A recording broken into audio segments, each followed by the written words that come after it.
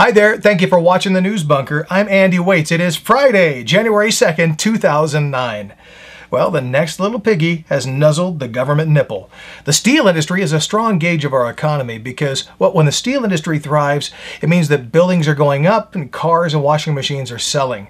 But steel is down 50% since September. Now, steel is the latest industry to ask Uncle Sam for a bailout.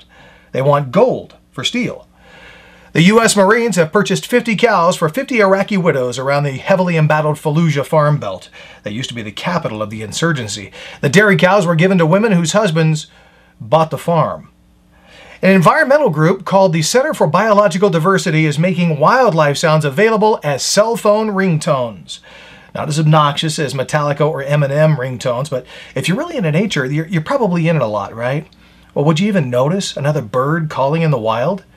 On the other hand, you could assign tones to various people, like maybe a wolf howl for a single friend, or for your boss, a badger.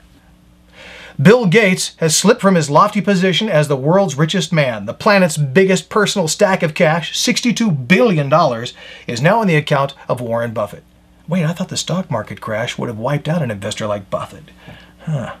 Well, by the way, Bill Gates fell all the way to number 3 with $58 billion. The world's number 2 fat cat is Carlos Slim, a Mexican who made his fortune in telecom.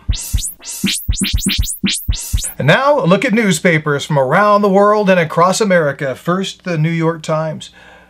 Wow, that's going to take a while to clean that up. Somewhere under all that rubble is a leader of Hamas, his 4 wives, and his 9 children. Now see, when Israel strikes, they hit with precision. When Hamas strikes, they're shooting missiles blind into neighborhoods. Hey, speaking of technology, further down the page, there's an article about how amazing cell phones are getting. People use them for everything from GPS to playing games, even making phone calls. I use mine as a flashlight. And a bird call now, huh? In the LA Times, it's the Rose Parade, a giant Osimo rolling through Pasadena. Something weird about a robot made from roses, right? And it's a bleak picture for big studios. Hollywood will have to fundamentally change how it works. I guess the stars will just have to learn how to get by on just $10 million per picture. Here's an idea. Make family-friendly movies that people want to see. And now the Times of Shreveport, Louisiana. That's where, just about this time last year, they discovered the Haynesville Shale full of natural gas. Literally overnight, people leased their land and their mineral rights, got big fat checks. Well, you know what happened to oil? Same thing for natural gas. Ronald Reagan called the Soviet Union an evil empire. Then in 1990, the Union began to crumble, and our new good buddies were the Russians. Well, fast forward 19 years, Russia just passed a law that says if you're a, quote, enemy of the state, you don't get a jury trial. Now, if a Russian is accused of treason, revolt, sabotage, espionage, terrorism, they're at the mercy of a 3-judge panel. A former KGB man, Vladimir Putin, pushing to redefine treason to pretty much anything the government wants. I guess they're sweeping the gulags right now, getting ready for the spring arrivals, you know. Tell me again, how bad did you say George Bush was?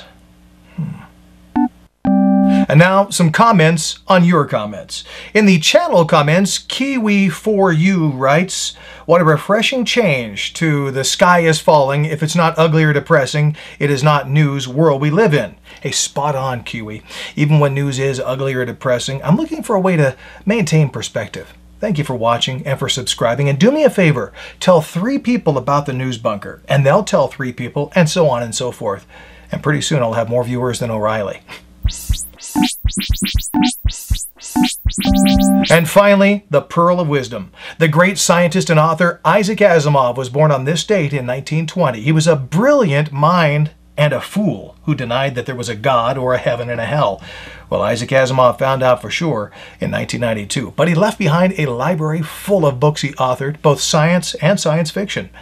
Isaac Asimov said, "Self-education is, I firmly believe, the only kind of education there is." Well, that's it from the very first week of the News Bunker. We'll do it again on Monday. Comment on what you find interesting, whether you agree or disagree.